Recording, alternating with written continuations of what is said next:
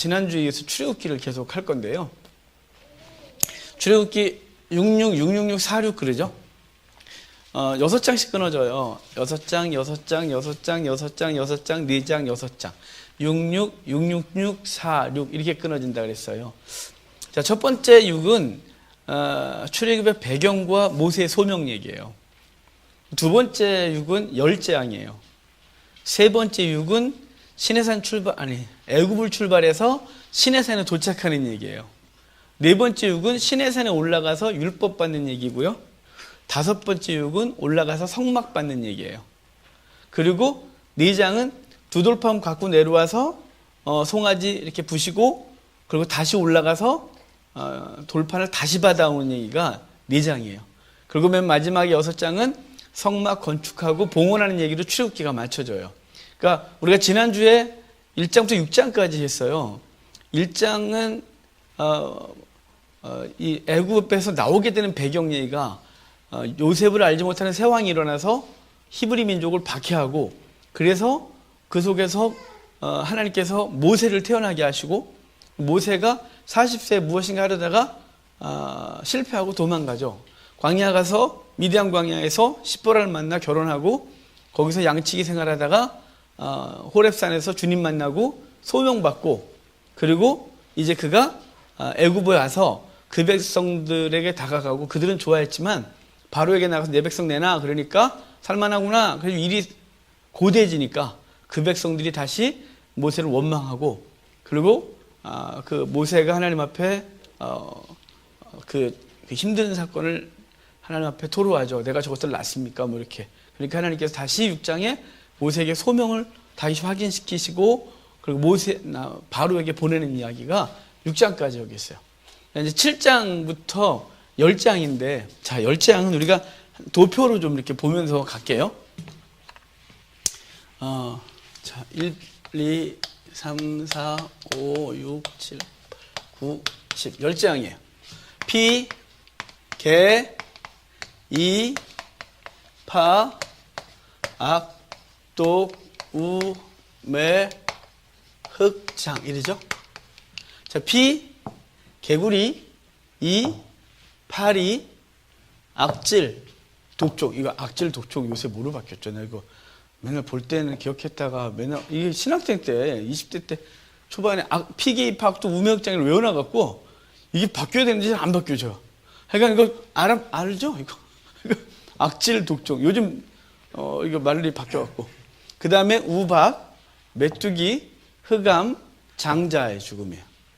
자, 피, 개구리, 이파리, 악질, 독종, 우박, 메뚜기, 흑암, 장자 죽음이에요. 자, 이거 갖고 먼저 이렇게 구조가 있어요. 스토리 먼저 할까요? 자, 먼저 바로에게 나가서 내 백성을 내놔. 그랬더니 안 내놔요. 그래서 모세가 지팡이를 딱 던졌죠. 그러니까 애굽 애들도 술사들도 우리도 할 수 있거든. 지팡이를 딱 던지니까 모세의 지팡이가 그것들을 먹어버리잖아요. 궁금하지 않아요? 모세의 지팡이를 딱 들었는데 뚱뚱해져 있을 것 같은 느낌? 하여간 모세의 지팡이가 그대로 있어요.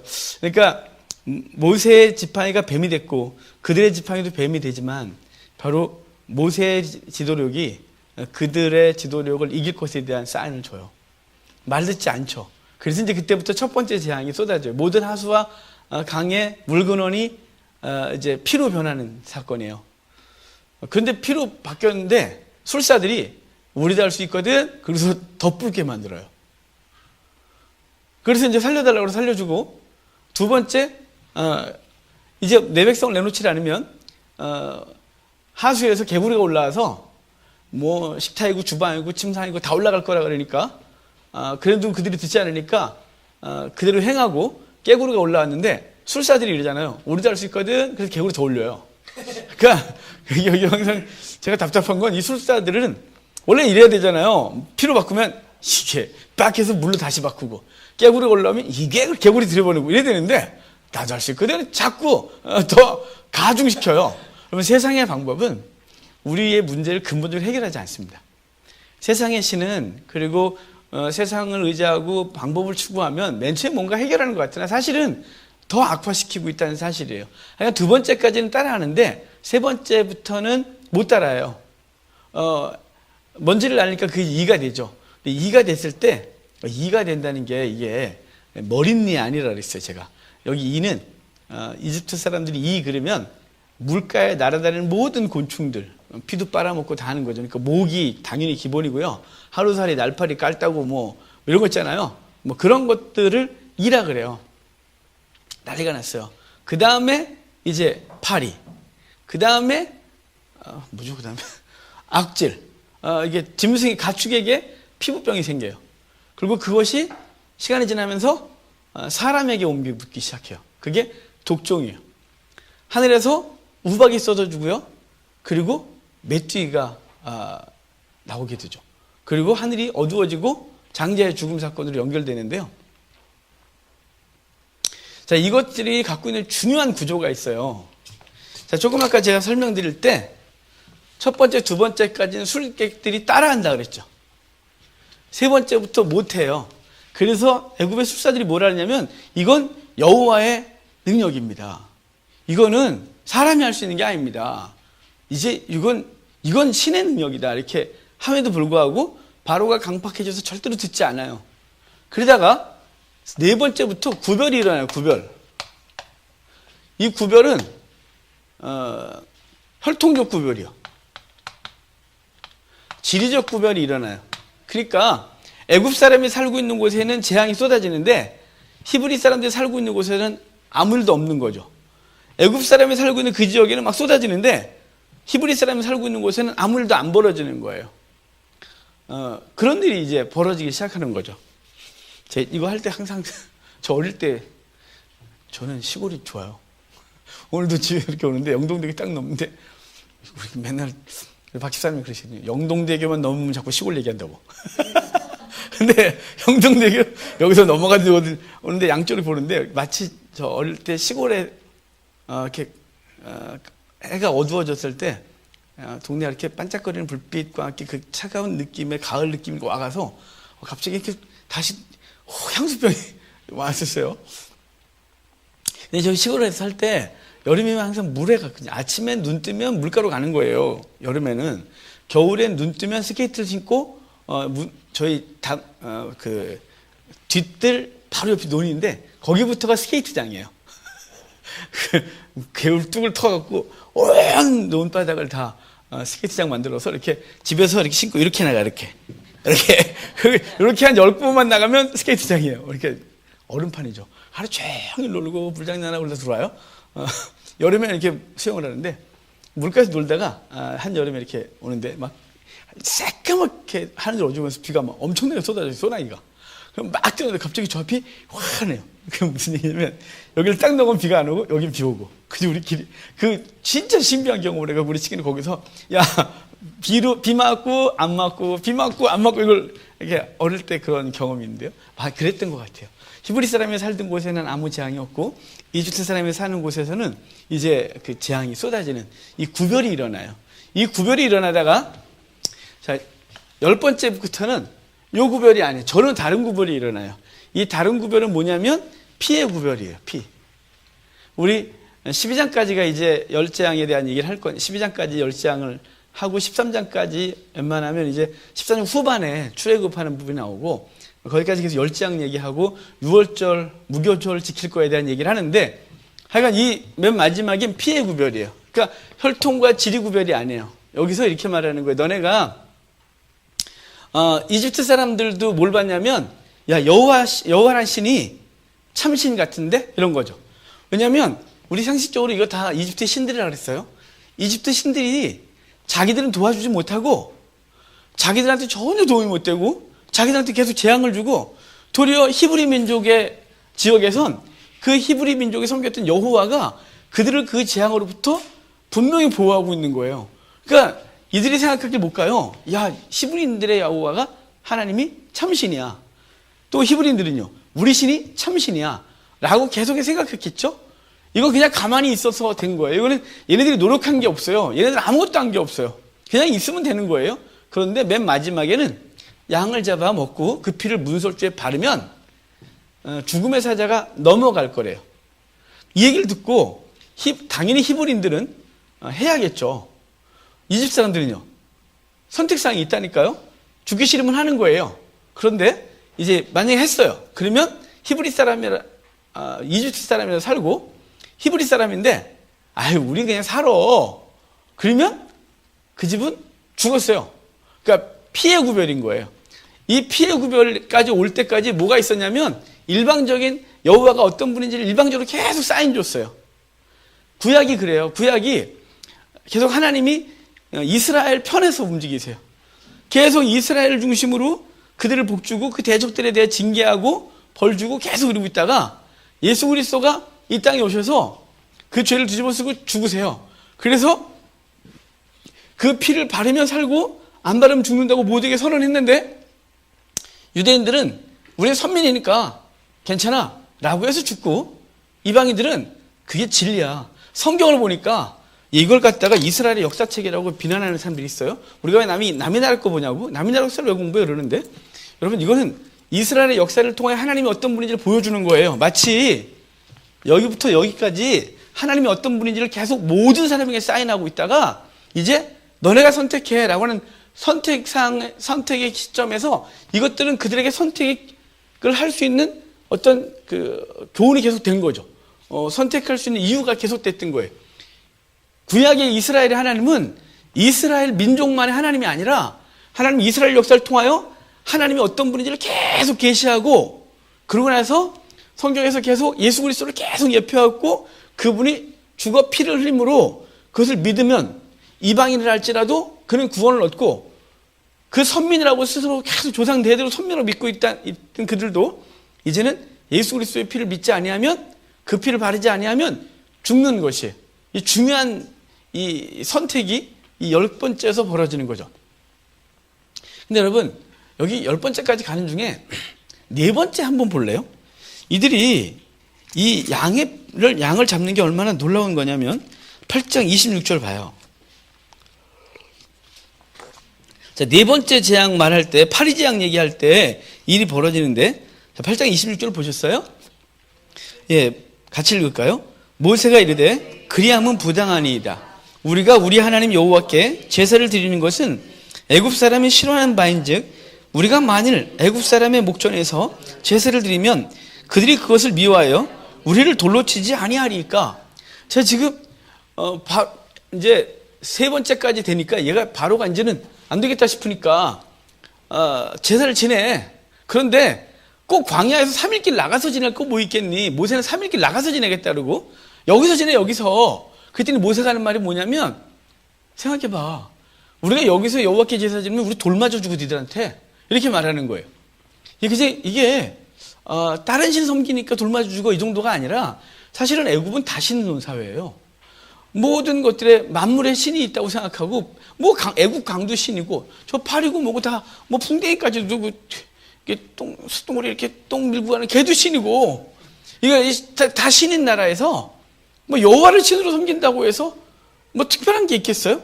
이제 일본 선교 갔을 때 일본은 그냥 다신 사회니까 어떤 신도 거부하지 않고 이 신도 인정 저 신도 인정이지.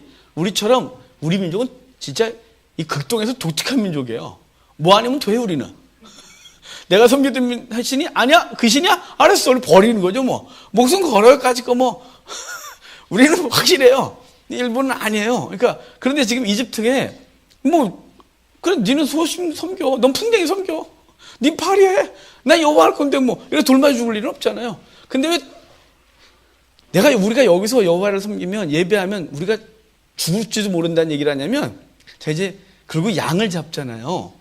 이들은 여호와께 제사할 때 양 잡을 거거든요. 양 잡는 문제 때문에 그래요. 이집트 역사를 보면요. 우리 출애굽기 1장 할 때 여기 이제 이스라엘이고 여기 나일강 삼각주가 이렇게 있다 그랬잖아요. 자 이렇게 해서 하이집트, 상이집트 이거 1장 할 때 배경 얘기했어요. 이 하이집트의 수도가 멤피스고 상이집트의 수도가 테베예요. 테베인데 힙소스 민족이 하이집트를 점령하고 살다가 상이집트 본토 애들이 밀어내고 힙소스 몰아내고 이걸 통일해요. 그런데 상이집트 태백에서 주신으로 섬겼던 신이 누구냐면 순양이에요. 순양. 순양을 아몬 신이라 그래요. 아몬.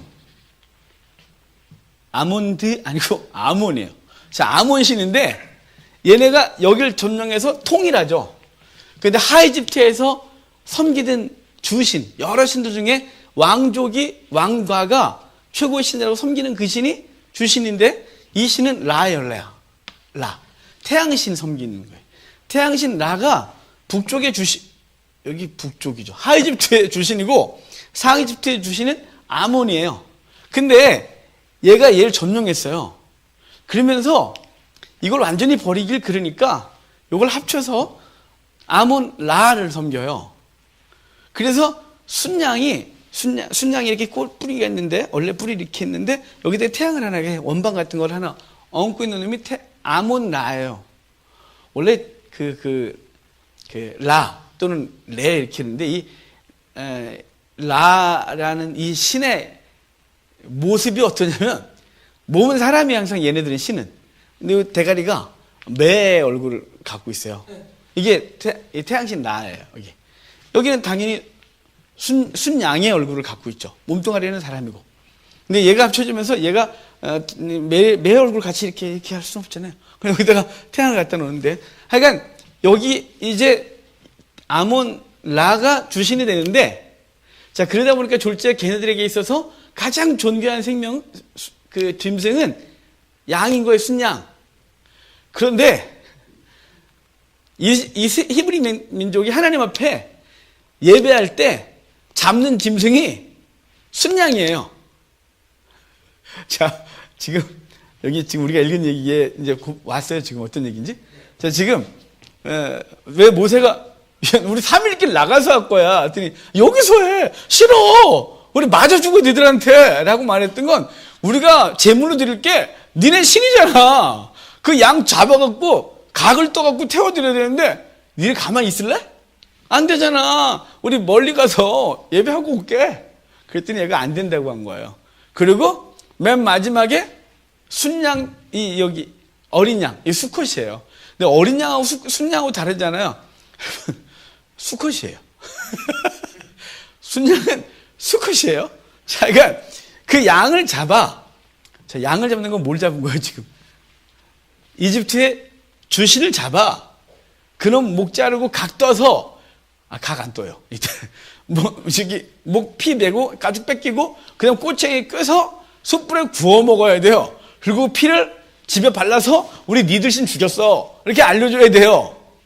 자, 히브리 민족 입장에서는 까짓거면 할 수 있어요. 자, 근데 이집트 사람 입장에서 해볼까요?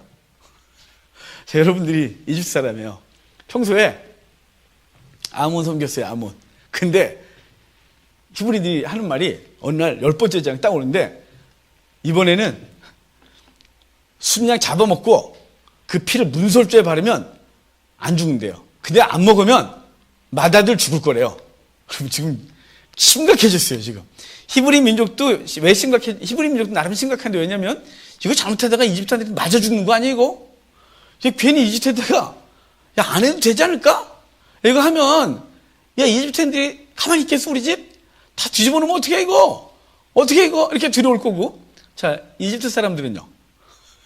진의 신 잡아 먹어야 돼요. 그리고 그 피를 문설주에 발라야 돼요. 자, 지금 히브리 민족이나 이집트 사람이나 이 양을 잡아 먹고 피를 바르는 건 이게 쉬운 얘기가 아닌 거예요. 우리 그냥 어린 양 잡아먹고 피 바르면 되지. 까짓거 그냥 팬티 발라. 그럼 살아. 이 정도지만. 이게 간단한 문제 같으면 했겠죠. 까짓거 밑죄 번전이야. 라고. 그렇지만 이거는 이집트 애들이 과감하게 하지 못하고 히브리 민족도 안 하면 죽을 수밖에 없었던 건 지금 세상 눈치를 보느냐 여호와의 말씀을 듣고 살아가느냐가 이 관건인 거예요. 우리도 똑같아요, 여러분. 우리는 일단 1차적으로 예수 그리스도가 우리를 위해 죽으시고 주님께서 이렇게 말씀하신 내 살은 너희를 위한 생명의 양식이다. 내가 흘리는 이 포도 주면서 이건 내가 너희를 흘리는 피다. 이렇게 말해서 그 살과 피를 먹어야만 생명이 있겠다고 말했어요. 그러니까 예수 그리스도가 우리를 위해서 양식이 되어주시고 그의 피가 우리의 죄를 다 씻어. 이제 우리는 그분 앞에서, 하나님 앞에서 설 수 있는 의로운 자가 됐다. 이건 당연한 거고요. 이걸 또 우리 삶 속에 좀 적용하면, 여러분, 세상 신을 잡아야 돼요. 세상이 우리에게 제공하고 있는 성공이라고 하는 것, 그리고 세상이 유혹하잖아요. 또 협박하잖아요. 너 그렇게 살면 망한다? 뭐 이런 거 있잖아요. 너 그렇게 살면 그렇게 너무 하나님 광신자처럼 그러지 마. 그러면 너 별거 없어. 막 이렇게 막 협박할 때, 그때 우리는 과감하게 그 세상 신을 목을 따야 되는 거예요. 그것에 대해서 결단하고, 아니, 내 생명의 주관자는 하나님이야. 내 생명의 주관자는 우리 주 예수 그리스도야. 너가 내 생명을 좌우하지 못해. 라고 하고 그 세상의 신 아몬을 목을 따는 일이 벌어져야 되는데, 우리가 과감하지 못해서 항상 적당히 타협하고, 그냥 하나님께서 그래도 내게 은혜를 베풀어 주시기를, 나는 아무 일도 안 하고, 나는 여기 9번째까지 계속 보였잖아요. 하나님이 어떤 분인지. 근데 우리의 신앙의 결단을 요구하는데, 우리는 항상 신앙 결단을 요구할 때 우리는 갑자기 나약해지고 믿음 있는 사람처럼 하는 거죠. 주님이 알아서 하십니다. 주님이 다 하십니다. 아니, 우리에게 요구한다니까요. 40년 광야 생활하고 맨 처음에는 홍해를 향하여 지팡이를 가리키고, 그리고 주님께서 일하시는 걸 보였지만 40년 광야 생활한 그 백성들에게는 너희가 법궤 메고 요단강, 그 엄청난 그 물살을 가지고 흘러내려가는 그 요단강에 네 몸을 담그래요. 우리에게 요구하시거든요. 그러니까 우리가 하나님 앞에서 살면서 태양신 저기 아몬 나를 이렇게 목을 자르는, 그렇다고 해서 오늘 너무 잔인한데요? 목 자른다 그러니까? 이상하지만, 그러니까 우리가 그 결단을 하셔야 돼요. 언제까지 우리가 맨날 저 앞에서 그 마지막 그 마지막 밤을 계속 질질 미루면서, 아직이 아닌데요, 아직 아니에요, 오늘 아니면 내일 하면 안 될까, 이러면서 우리는 세상에 한 발, 주님께 한 발을 놔두고, 그러면서 우리는 주의 백성이니까 우리 복받아, 우리 잘 될 거야 라고 말하지 말고, 주님께서 우리의 생명의 주관자, 우리의 삶의 주관자라고 믿으면 칼을 들어 아몬을 자르셔야 돼요. 그래야 하나님 앞에서 우리가 좀 더 나아가고, 그리고 세상에서 애굽하고 세상 가치관부터 벗어나서 주님과 동행하는 정말 삶이 되는데, 이 결단을 못하고 있다는 게 문제죠. 그러니까 맨날 애굽에 있는 거예요. 맨날 기도만 하고 저 가나안 땅 바라보면서 애굽에서 머물러 있고 광야까지 못 나가고, 광야 나갔다고 다시 애굽의 고깃가마가 그리워 다시 들어와서 거기 다시 머물고 있고, 우리가 항상 이루고 있다는 사실은 무능력한 그리스도인의 삶을 이렇게 합리화하고 있는 거죠. 저 9번째까지가 계속 되길 바라고, 난 가만히 있고 하나님께서 일하시기를 바라는 우리의 모습이 있는데요. 하나 10번째, 이건 그리스도에 대한 강력한 그림자인 거예요. 그분이 우리를 위해 죽으시고 그 피를 바르는 자는, 그를 먹고 바르는 자는, 그 피를 바르는 자는 살 것이고, 그렇지 않은 자는 그가 혈통이 100% 히브리인이라 할지라도, 유대인이라 할지라도, 심지어는 다윗의 적통이라 할지라도, 아론의 적통이라 할지라도 걔는 절대로 구원받지 못하는 거예요. 오직 그리스도인 거죠. 자, 이게 이제 첫 번째 우리에게 주는 강력한 그림자예요. 자, 그 다음에 우리 또 하나 있죠. 이렇게 글을 쓰는 거죠. 1, 2, 3, 10이에요. 이렇게 박스를 그리고 또 이렇게 박스를 그리자 그랬어요. 자, 이건 이거 1, 2, 3, 4, 5, 6, 7, 8, 9, 10은 이거예요. 이거. 세 덩어리로 나눈 이유는, 이 출애굽의 10장은 출애굽의 10장과 출애굽 사건과 광야 사건과 요단강 건너가는 사건, 그리고 바벨론에서 이스라엘 백성들을 건져내는 사건 등등은 요한계시록에서 가져가는 그림이에요. 그 그림을 갖다가 요한계시록을 완성해요. 요한계시록에 세 가지 재앙이 있어요. 인, 나팔, 대접 재앙이죠. 이게 왜 세 개냐면, 인이고 이게 나팔이고요, 이게 대접이에요. 왜 그러냐면, 인은 지금 요한계시록을 다 할 게 아니니까, 인은 하나님께서 이 땅을 어떻게 운영하시는지에 대한 전체적인 얘기예요. 첫 번째 백마 탄 사람은 그리스도도 적그리스도도 아니라 성도예요. 그가 흰 말을 타고 멸류관을 받고 활을 갖고 이기고 또 이기려 하더라. 그래서 성도는 세상을 향하여 복음의 화살을 쏘고 이겼고 또 이기는 자들. 그것 때문에 사단이 등장하면서 성도를 죽여요. 붉은 말 탄 자가. 칼과 큰 칼을 받았고 그를 죽여요. 또 세 번째 나온 자가 기근이에요. 죽지 않고 살아남은 자들은 믿음 때문에 기근을 겪고요. 네 번째는 이걸 다 통합으로 말해서 푸르둥둥한 애가 등장하면서 사망이라. 얘는 지옥갈 놈이래요. 그리고 다섯 번째가 성도들이 언제까지 일이 벌어질까지 성도들의 수가 찰 때까지 라고 말하고, 여섯 번째는 떨어지니까 이제 성도의 수가 차고 났을 때 그 대적들을 다 쓸어버리는 얘기예요. 그러니까 이 첫 번째는 지금 이 성도는 어떻게 살아야 되며, 성도가 복음 증거하고 살 때 어떤 일이 벌어지며, 그것은 언제까지 계속될 것이고 결국은 그 대적들을 완전히 심판할 것이다 라는 이야기가 인이에요. 인. 그러니까 인은 사실은 재앙이라기보다는 이 땅의 성도들의 복음 증거와 사단의 대적과, 그리고 성도들은 끝까지 일을 감당해야 될 것이고 결국은 하나님께서 그들을 심판하고 주의 백성을 건질 거라고 하는 이 전체적인 얘기를 해준 게 인이에요. 그러니까 믿는 자들에게는 그것이 위로와 소망이 될 것이고, 믿지 않는 자들에게는 그것이 경고고 심판의 메시지가 되겠죠. 자, 그래서 경고예요. 나팔은 3분의 1씩만 죽어요. 그리고 대접은 그냥 다 죽여요. 여기서 어떻게 되냐면, 첫 번째 경고 있고 경고 있고 경고 없고, 이 경고 있고 경고 있고 경고 없고, 경고 있고 경고 있고 경고 없고. 그러니까 발음이 안 돼서. 자, 여기 경고가 있어요. 혼난다 너, 혼난다 이러고 갖고 얘는 그냥 때리고. 이걸 3번 반복해요. 왜 그럴까요? 인나팔 대접이에요. 인나팔 대접, 인나팔 대접, 인나팔 대접 3번을 하는 거죠. 우리 히브리 문학상 한 번 하면 그냥 일반적인 대화 말이라면 2번 반복하면 강조하고, 2번, 3번 반복하면 강조하고 반드시 이루어질 거라는 걸 얘기하고 있는 거예요. 그래서 이 10장을 잘 살펴보면 첫 번째, 두 번째는 너네 내 백성을 안 내놓으면 혼나 이렇게 하고 혼냈고, 세 번째 그냥 혼내고, 네 번째, 다섯 번째 경고했고, 여섯 번째 그냥이고, 그 다음에 일곱 번째, 여덟 번째 경고했고, 아홉 번째 그냥이고. 그래서 인나팔 대접을 의미해요. 경고가 있고 경고가 없는 거죠. 여기 왜 세 덩어리로 나눴냐면, 또 세 덩어리로 나눈 것은 이 심판의 대상이, 첫 번째는 여기 피개인은 물에 해당돼요. 그 다음에 파악독은 땅에 해당돼요. 그 다음에 도우매는 하늘에 해당돼요.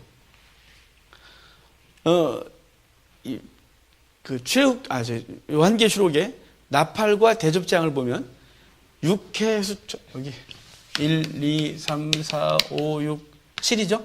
7장이니까 6회 수, 천, 황, 유, 그래 놓고 인 떨어지면 얘가 시작돼요. 다시 육해, 수, 천, 사단의 보좌, 유프라티스, 그리고 공중에 쏟아져요. 대접이.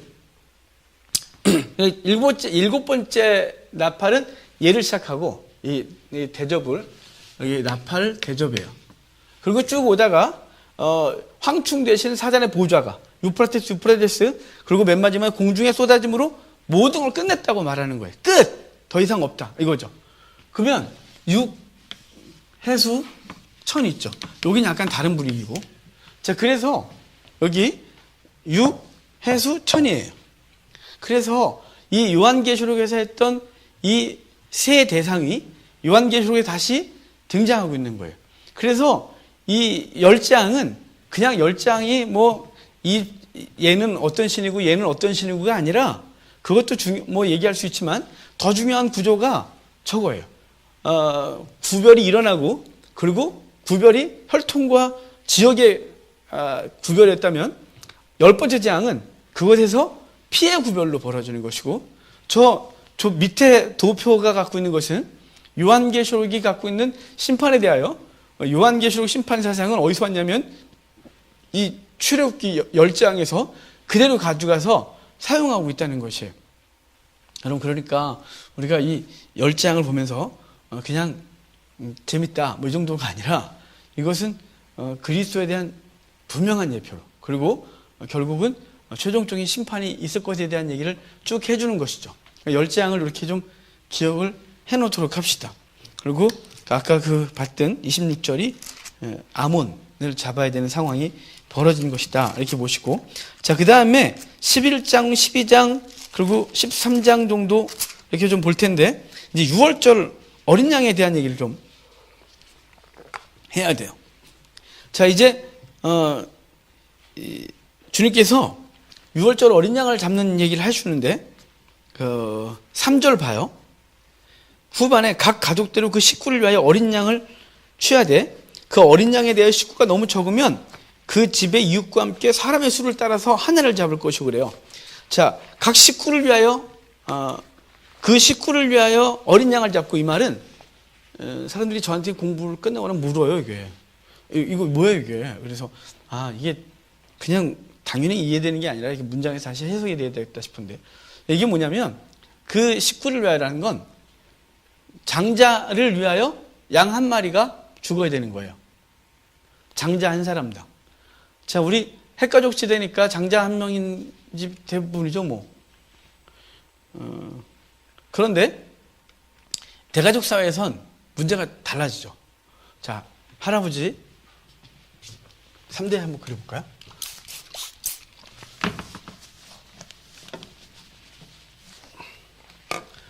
이게 할아버지, 그 다음에 할아버지의 아들 1, 아들 2, 이 아들의 손자 1, 손자 2, 손자 1, 손자 2 되겠죠? 그렇죠. 자, 이게 한 대문 안에 살아요. 자, 그러면 양 잡아볼까요? 할아버지는 누구 때문에 한 마리 잡아야 되냐면 이 아들 때문에 한 마리 잡아야 돼요. 자, 이 아버지는 여기 첫째, 둘째가 있었어요. 장가 가서 자식들 낳았어요. 이분은 얘 때문에 한 마리 잡아야 돼요. 이분은 얘 때문에 한 마리 잡아야 돼요. 그래서 이 대문 안에는 총 3마리 잡아야 되는 거예요. 그게 그 사람대로, 그 식구를 위하여, 각 가족대로 그 식구를 위하여 어린 양을 치워야 되니까 장자 한 명당 한 마리를 잡아야 돼요. 이게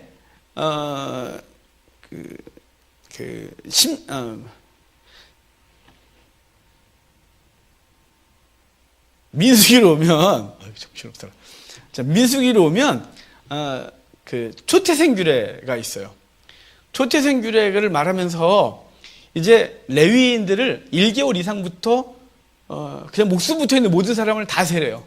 원래 유대인들은 민수기 1장에 20살 이상 싸움에 나갈 만한 자를 세라 그래서 그 센 숫자가 60만 3,550명인데 레위인을 세지 말라고 1장에 해놨다가 3장 4장에 가면 초태생 규례가 나오는데 그때 레위인들의 숫자를 세라는데 1개월 이상 숫자를 다 세워서 지금 이제 내일 이렇게 표현을 잘못하면 큰일 나는데 침상에서 내일 하나님의 부르심을 받을 그 할아버지 집이 의식 왔다 갔다 하시는 그분까지도 세서 숫자를 세래요. 왜 그렇게 다 세야 되냐면 이스라엘의 장자 한 명당 레위인 한 명이 대신 속해줘야 되는 거예요. 그러니까 레위인은 숫자가 부족하니까 하여간 1개월 이상 되면 다 사람 취급해 주는 거예요. 그래서 내일 하나님 부르신 그 사람까지 숫자 취급해서 대항 이렇게 1대1로 속해야 되는 거예요. 그냥 이스라엘 전체 지파에서 레위 지파가 대충 뭉뚱그려 하나님 앞에 드려졌어가 아니라 장자 한 명당 레위인 한 명이 반드시 대속해 줘야 돼요. 그래서 그게 부족했기 때문에 이스라엘의 모든 장자들에게 돈을 일정하게 이렇게 분배해서 그걸 내게 해서 그 모자란 사람의 숫자는 속전, 생명을 속하는 돈을 들여 그 생명을 살게 하는 일이 벌어지는데 그건 어디서 왔냐면 여기서 온 거예요. 지금 여기서 장자 한 명당 양 한 마리가 죽는 거예요. 우리 저와 여러분 각 사람을 위하여 예수 그리스도가 십자가에 달려 죽으신 거예요. 또 갑자기 헷갈리죠. 그분은 한 명이잖아요. 그분 한 명인데 어떻게 몸을 다 찢었나요? 아니면 세포 하나당 우리 한 사람인가? 이렇게 말하지 마요. 그건 이걸 상징하고 있는 거예요. 그분이 우리 각 사람을 위하여 죽었다는 사실을. 그래서 양 한 마리가 장자 한 명을 대신해요. 그래서 저 집에선 양 3마리 잡아야 되는 거예요. 그러면서 여기 4절에 식구수를 따라 그래서 또 그러는데 이웃집과 함께 그러니까 이거 다 먹어야 되거든요. 그날 밤에 다 먹지 않고 남겨두면 안 돼요. 다 먹어야 돼요. 그래서 만약에 이제 저희 집은 식구가 좀 되잖아요. 또 먹기도 많이 먹어요, 저희 집에. 근데 황집사님네 식구가 없어요. 근데 그 한 마리 잡아야 돼요. 만약 은비를 이제 아들로 합시다 일단. 그 집에서는 한 마리 잡아야 되고 우리 집도 한 마리 잡는데 우리 모자라요. 여기 남고 그러면 두 집이 두 마리 같이 가서 다 먹으라고 이런 뜻이에요. 왜 다 먹어야 될까요? 그분의 은혜가 우리 속에 완전히 들어오는 거죠. 그분이 우리 속에서 완전히 희생되어지고 우린 그것으로 인하여 완전한 생명을 얻어요. 그러니까 예수님의 대속의 죽음은 부족하지 않아요. 완전히 채워지는 거예요. 그래서 예수님 믿으면서도 우리가 행을 일만큼 해야 구원을 완성할 것처럼 가르치는 모든 것들은 그분의 죽으심의 완전성에 대하여 인정하지 못하는 거예요. 그러니까 우리가 각 사람 장자 한 명당 한 마리를 그리고 식구가 많으면 식구가 적은 집과 함께 그 고기를 다 먹어 그리스도의 은혜를 완전히 그분의 은혜가 우리 속에 완전히 그분의 은혜로 충분하다. 뭐 이거를 인식하게 하죠. 그리고 그걸 그 피를 문설주에 바르고 8절에 불에 구워 먹어요. 그리고 급하게 11절을 보면 급하게 먹으라는데 이날 첫날만 이렇게 급하게 먹어요. 이제 나가야 되니까. 근데요. 그러면 이제 그 이후로 이제 6월절을 계속 지키잖아요. 출애굽하고 1년 1개월 만에 시내산에서 6월절을 지내고 출발하거든요. 그럼 그때도 허리띠 묶고 급하게 막 서서 빨리빨리 먹어! 막 이랬을까요? 아니, 그때부터는 규례가 바뀌었어요. 규례가 왜 바뀌었냐면 6월절은 유대인들에게 있어서 6월절 만찬은 반드시 누워서 먹어요. 반드시. 그러니까 누워서 최악이었는데 걔네는 우리처럼 의자에 앉아서 먹는 게 아니라 이렇게 바닥에 음식을 차려요. 걔는 상도 없어요. 우리 그래서 상 펴놓고 상에다 놓고 이렇게 앉아서 먹었어요. 근데 걔네가 왜 상이 없냐면 얘네가 유목민이잖아요. 유목민은 짐을 줄여야 되는데 그래 상까지 들고 다니면 그걸 얼마나 힘들겠어요. 그러니까 짐을 줄여야 되고 카페트 그냥 깔면 거기서 자는 거죠. 카페트 더러워요. 자꾸 더러운 생각이 나서 카페트를 먼지를 털면요 정말 죽을 것이 많이 나요. 그거는 하여간 그래요 카페트. 그런데 그거 깔고 음식을 바닥에 피고 그것이 먹는데 6월절 만찬은 여기다 보료를 이렇게 놓고 이렇게 누워서 먹는 거예요. 왜 그렇게 먹냐면 왜 반드시 그러냐면 우리는 노예가 아니다. 우리가 노예로서 주인 섬기면서 주인이 떨거리고 이렇게 먹는 족속이 아니라 이제 우리는 자유인이다. 그래서 6월절 만찬만큼은 누워서 마치 그 귀족들이 탁 이렇게 서비스 받으면서 탁 누워서 이렇게 먹어요. 6월절 만찬만큼 반드시 그래야 되는 거예요. 하여간 그렇게 해서 급하게 그것을 나오게 되는 것을 행동으로 표하면서 그 다음에 먹으면서 우리 저기 가면 다리를 꺾지 마라 그러잖아요. 어딨노? 다리를 꺾지 뼈를 꺾지 말라고 했던 이야기가 어디 있어요?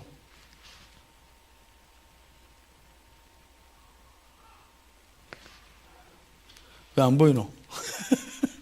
이럴 때가 제일 난감해요. 저 지금 카메라를 끌 수도 없고.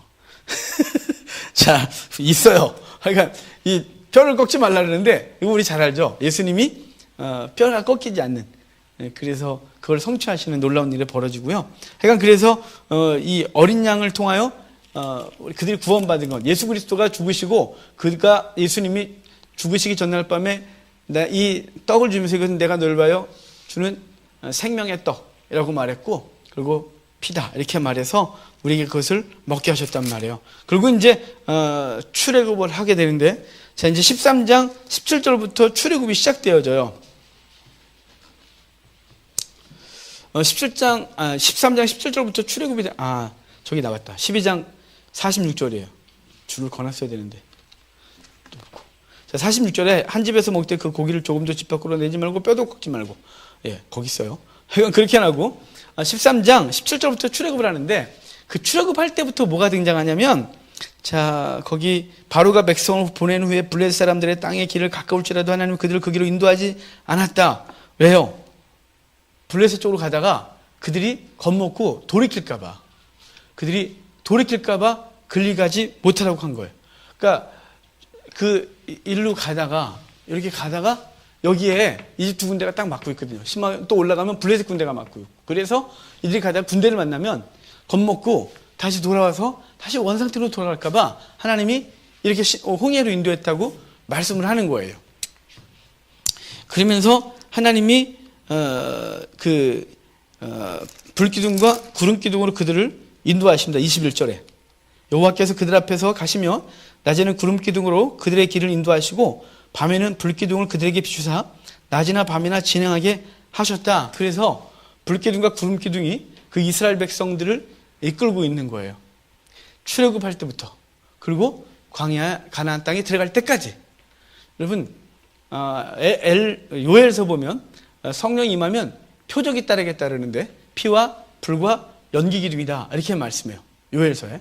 자, 요엘서에서 말했던 피와 불과 연기 기둥 안의 표적은 바로 출애굽 사건을 다시 기억하게 하는 거예요. 피는 못 가요.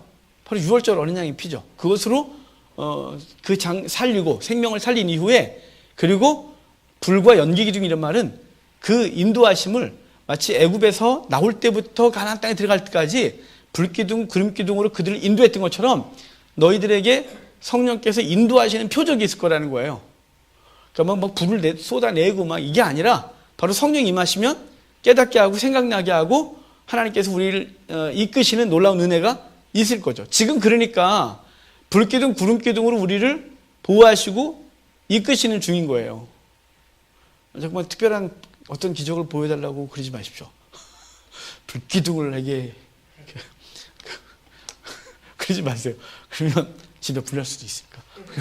그러면 이렇게 그런 거 아니고요. 이게 어떤 자꾸 현상이나 이런 거 갖고 그러지 마시고 이미 이것은 출애굽의 첫 번째 사인으로 주어졌고 그 요엘은 성령이 임하면 그런 표적이 따를 거라고 그랬고 예수님께서 잡히시기 전날 밤 만찬 때 요한복음 14장부터 16장까지 성령에 대해서 말씀하시면서 성령이 임하시면 생각나고 깨닫게 하고 그리고 책망하고 이끄실 거에 대해서 말씀해 줬단 말이에요. 그게 표적인 거예요. 그리고 사도행전 2장에 성령이 임함으로 그들이 무엇을 해야 될지 알기 시작해요. 그래서 1장 8절에 사도행전 1장 8절에 성령이 임하시면 권능을 받고 예루살렘과 온 유대와 사마리아와 땅끝까지 이르러 내 증인이 되리라죠. 되리라가 아니라 그분이 이끄실 거예요. 그래서 뭘 해야 될지 무슨 말을 할지 어디 가야 될지 계속 이끄시죠. 그래서 사도 바울도 자기의 주권을 내려놓고 그분이 이끄시는 대로 움직이고 그리고 무슨 말을 어떻게 할지 모르지만 예수님께서 제자들을 파송하시면서 두려워하지 마라. 그때마다 관원에게 잡히거나 하고 그러면 할 말을 준비시키리라. 생각나게 하라. 이렇게 계속 말하고 있는 거예요. 그러니까 이 첫 번째 이 불기둥 구름기둥의 사인은 지금 우리에게 성령이 주어짐으로 성취가 된 사건이에요. 그분의 인도하심을 받고 살아가는 거예요. 이게 느껴졌으면 좋겠어요. 그분의 인도하심이. 맨날 불 보여주세요, 구름 보여주세요 그러지 말고 그분이 이끄심을. 그래서 가끔은 뭐 그런 거 있어요. 애들하고 수련회 갔는데 막 더워 죽겠는데, 더워 죽겠는데 갑자기 구름이 싹 생겨갖고 막 이 주께서 우리를 이렇게 그랬다 그러고 하여간 그렇게 우리끼리 그러고 있지만 그렇게 사인을 주시기도 하고 보도해 주시지만 그건 아주 극히 정말 아주 신비적인 사건을 조금 보일 때가 있지만 이미 아주 확실한 은혜는 성령께서 우리 속에 함께 계시는 거예요. 그리고 요셉의 뼈를 갖고 나가서 이제 요셉이 창세기 50장에서 주께서 우리를 인도하실 건데 그때 내 뼈를 가지고 나가서 세겜에 묻으라 그랬잖아요. 그래서 요셉의 뼈를 가지고 나가고 이제 출애굽을 하게 되는데 자 이제 14장 14장 어디부터 보냐면 14장에서 15장까지 홍해를 건넌 사건이에요. 근데 홍해 앞에 왔잖아요. 자, 홍해 앞에 온 사건 좀 볼까요? 이 수요일 밤은 시간이 왜 이렇게 빨리 가는 거예요? 정말 말 좀만 하면 끝나고. 자, 우리 저 그림 좀 볼까요? 강사님 이불 좀 꺼주실래요? 저 자꾸 저보고 이거 바꾸래요. 뿌옇다고. 전구 나갈 때까지 안 바꿀 거예요. 저도 고집이 세서 안 바꿔요. 계속 더 쓸 거예요. 충분해요. 화나지 않아 소리지. 자, 처음에 화냈어요. 자기가 출애굽한 숫곳, 이제 숫곳에 진치고 그 다음 쭉 올 건데, 라암셋에서 우리 지난주에 했죠. 라암셋 거기서 출발할 때 국고성을 건설했다고. 국고성 건설은 흙벽돌로 만들었다고. 그래서 흙벽돌 흔적이에요. 그렇게 살다가 이주하거나 비우면 1년 만에 흔적이 사라지기 시작해요. 서서히. 왜냐하면 범람을 하니까요. 그 흔적이 이렇게 남아있는 거예요. 자, 뭐 계속 그런 거예요. 이것도 계속 그렇죠. 자, 그래서 저기서 출발해서 여기 홍해 딱 멈춰요. 홍해 앞에서 넘어가야 되는데, 일로 가면 금방 가는데, 왜 일로 안 갔냐면, 여기 이집트 군대를 만나면, 또는 블레셋 군대를 만나면 너희가 돌이킬까 두려워서 일로 왔다 그래요. 여기 왔는데, 더 무서운 게 있어요. 바다. 바로가 이 띨띨한 것들이 일로 갔다는 걸 들었어요. 그래갖고, 야, 저것들이 갇혀있다. 저 앞엔 바다고, 우리가 뒤에서 몰면 저것들은 죽어. 이래서 바로가 갑자기 정신을 이상하게 하고, 그리고 특별병거 600승과 그리고 모든 병거들을 이끌고 히브리 민족을 추격하죠. 그래서 저기 서게 되는데, 앞에는 홍해, 뒤에서는 이집트 군대가 있어요. 여러분, 우리는 이런 상황을 우리는 정말 죽 같은 상황인 거죠. 사방이 다 막혔다고. 그래서 우리는 그때 절망하고 낭망을 해요. 근데 여러분, 이때 막아놓고 하나님이 하시는 게 있어요. 그 백성에겐 하나님이 하신 일을 보이고 대적은 심판받게 하실 거예요. 이 대적이 히브리 민족을 치러 왔지만 하나님의 계획은 그들을 치기 위하여, 그들을 멸하기 위하여 그들을 충동질시킨 거죠. 홍해 앞에 머물게 해서 그 백성의 놀라운 걸 보여줄 거고, 그 이집트 사람들에게는 하나님의 특별한 역사를 보여 심판할 거예요. 성경들을 보면 여호사밧 골짜기 또는 뭐 심판의 골짜기 등등인데, 거기에 대적들을 다 불러 모아놓고 그들을 치겠대요. 요한계시록에 보면 그 유프라테스 있었어요. 유프라테스 강에 쏟아지면 그 대적들이 하나님의 백성을 치겠다고 아마겟돈으로 모일 거래요.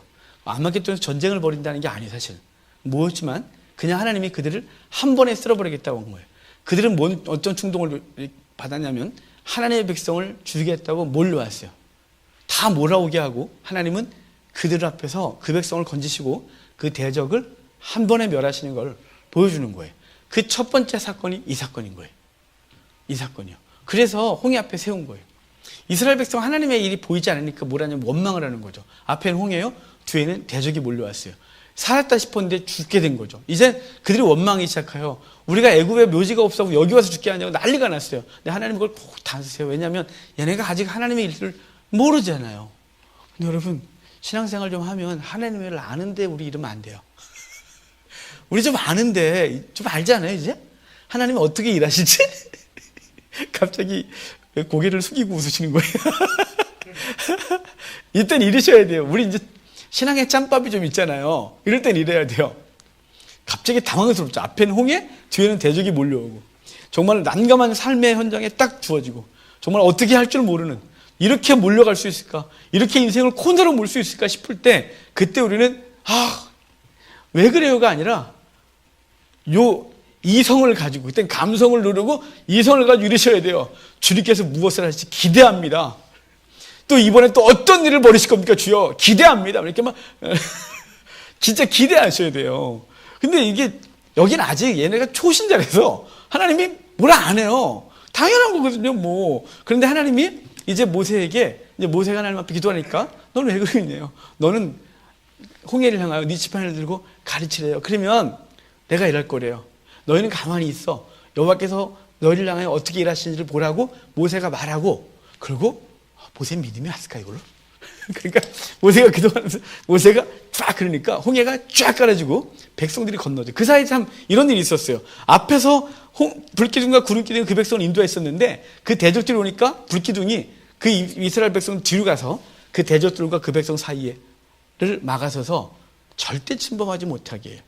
그러니까 이스라엘 백성은 불기둥이 막고 있는 걸 보면서도 그 불기둥 뒤에서 치려고 막 도끼를 품고 있는 이집트 부사들을 보면서 뒤로 떨고 있던 거죠. 사실은 불기둥 보면 됐는데, 성경에 그런 사건이 계속 있잖아요. 우리 도단성이 포위됐을 때도 막 두려워 떨 때 엘리사가 그 사원에게 두려워하지 말라는데 계속 두려워하니까 하나님이 눈 좀 뜨게 해주세요. 그래서 하나님의 군대가 보하는 걸 보고, 우리 얼마 전에 했던 창세기 32장도 그렇죠.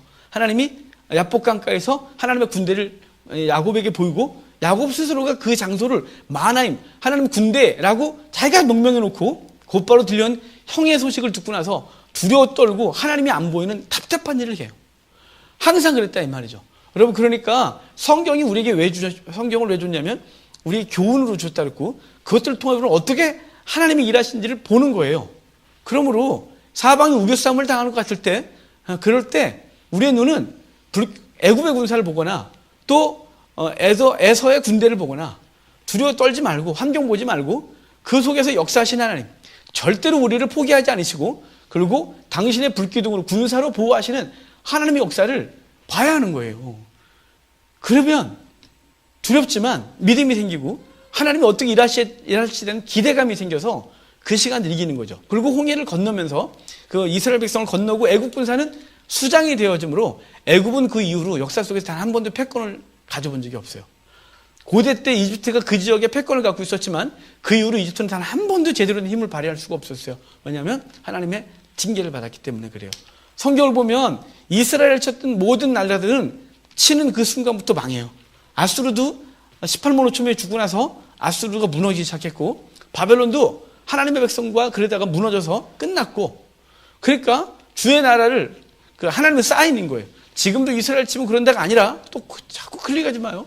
그건 그림자로 주셨고, 실체인 성도, 실체인 하나님의 교회, 이단 또 하나님의 교회, 이 좋은 거 다 써먹어서 이단들이. 그러니까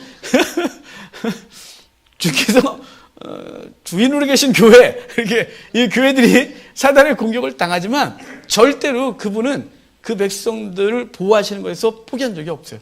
그리고 대적을 심판한다는 사실을 기억하십시오. 그래서 홍해를 건너는데, 이 홍해 건너는 사건만 마무리하고 끝납시다. 홍해를 건너는데 왜 홍해를 건너게 했을까요? 우리 대부분 저한테 몇 번 들어서 신선한 맛이 없어서 힘이 들어요. 아우, 진짜 힘들어 죽겠어요. 신선한 맛이 없어서. 자, 이 중동 사람들이 가장 무서워하는 신이 얌이라는 신이었다 그랬죠. 얌. 이 얌이란 히브리어는 원래 바다의 신을 가르치는 용어예요. 용왕님 뭐 이런 것처럼. 그런데 시간이 지나면서 바다 자체가 무서워요. 그러니까 고대 때 배가 크지 않았고 그 크지 않은 배로 바다에 나가서 고기를 잡다가 갑자기 예기치 않게 풍랑이 일어나면 자기들이 무슨 수를 써도 이길 수 없고 그냥 다 심판을 당했으니까 바다라는 신이 너무 무서운 거죠. 고대 사람들이 또 바다를 재봤단 말이죠. 이렇게 돌 매갖고 막 근데 끊임없이 내려가는 이 어마어마한 깊이는 그들에게 공포 자체였어요. 갈릴리도 굉장히 깊거든요. 갈릴리가 이렇게 화산 터졌던 곳이라서 굉장히 깊어요. 그러니까 너무 무서운 거죠. 그 무서운 신, 걔가 화 한 번 내면 아무도 이기지 못하는 거예요. 그래서 바다의 신을 가르치는 용어가 얌이었는데 바다 자체를 얌이라고 부르기 시작했어요. 그러니까 하나님은 이스라엘 백성을 이집트에서 건져내 오시면서 그 열장을 통해 이집트 신들을 심판하고 하나님이 그 신들을 능가하시는 분인 것으로 다 보여줬는데 가장 무서운 신이 누구였냐면 얌이라는 신을 아직 이긴 적이 없는 거죠. 그래서 하나님은 이스라엘 백성들을 홍해 앞에 세웠어요. 얌신 때문에. 아까 첫 번째는 하나님의 백성들을 구원하시고 대적들을 심판하기 위하여 홍해 앞으로 불러냈다는 이 현상적인 사건과, 그리고 지금 이건 영적인 상황에서 이 얌이란 신을 이기시는 하나님의 역사를 보이는 거예요.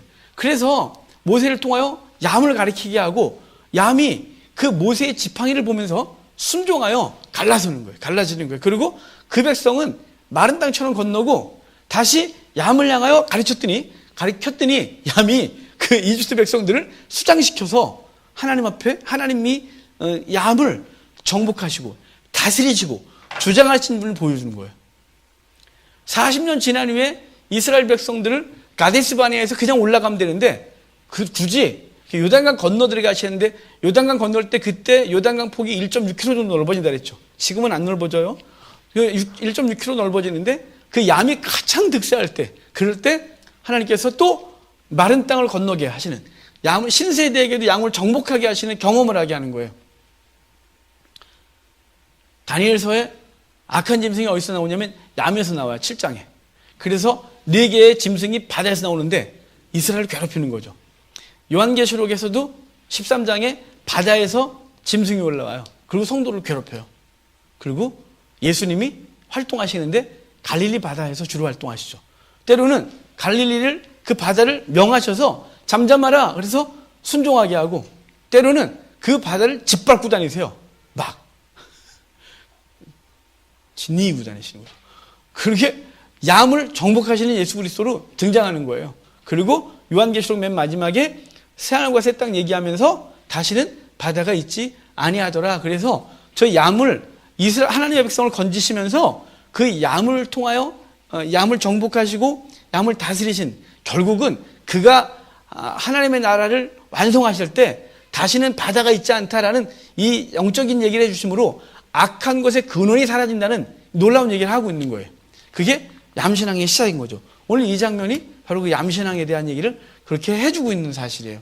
오늘 14장 정도 하고 오늘 사실은 18장까지 다 하락했는데 항상 이렇게 뭐 계획대로 안 돼서 자 여기 15장까지 이렇게 해놓고 15장 그 22절부터 14장까지 합시다. 15장 우리 노래 안 했으니까 노래하고 그 얘기를 다음 주에 다시 보도록 하고 오늘 여기까지만 좀 보도록 하겠습니다. 하여간 하나님께서 우리에게 이 세상에서 건지시는데 바로 그분의 희생을 통하여 우리를 건지셨다는 사실을 기억하고 우린 아몬의 목을 스스로 베야 돼요. 우리 예전에 제가 올렸던 설교 중에 하나가 그 레위의 칼, 비나스의 창이라는 주제로 제목으로 설교했던 게 있어요. 레위인이 그 출애굽기 32장에서 하나님 편에 선자 나와갔더니 레위인들이 나오고 형제도 수척을 해서 자기 앞에 보이는 모든 사람 그냥 이유 불문 죽이는 장면이 있어요. 그래서 3,000명 정도 죽였을 때 그만해. 그래서 여호와의 진노를 풀었던 사건이 있어요. 또 모압 광야에서 그 여인들에게 바알볼에 구속돼서 음란을 행할 때 그때 비나스가 아론의 손자 비나스가 창을 그들을 동시에 찔러 여호와의 진노를 푸는 장면이 있어요. 그러니까 형제라도 치고 그리고 그가 그 여호와의 분노로 창으로 그랬듯이 우리는 오늘 본문에서 아몬을 목을 베야 하는 것이에요. 우리에게 신 같은 존재, 우리에게 세상에서 위협하는 어떤 것, 그것을 붙들지 않으면 죽을 것 같이 우리를 두렵게 하는 것. 그래서 그걸 베어내는 우리가 돼서 분명히 우리의 신앙의 결단이 우리의 생명에 주는 주님이십니다.